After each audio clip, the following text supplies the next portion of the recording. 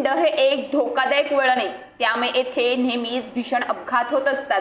आताच 12 मेला मेंढवणखिंड या ठिकाणी भीषण अपघात झाला होता।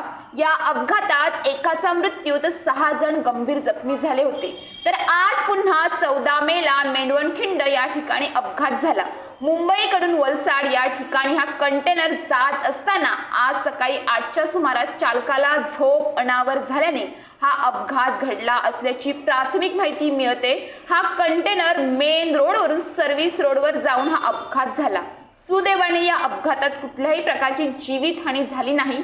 हा कंटेनर सर्व्हिस रोडवर पडल्यामुळे वाहतुकीसाठी कुठलाही अडथळा निर्माण झाला नाही, तसेच वाहतूक कोंडीही झाली नाही।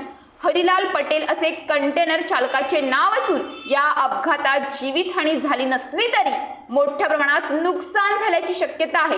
ह्या कंटेनरमध्ये फेविकॉल असल्यामुळे गाडी पलटी होताच गाडीमधला फेविकॉल हा पूर्ण रस्त्यावर पसरला होता।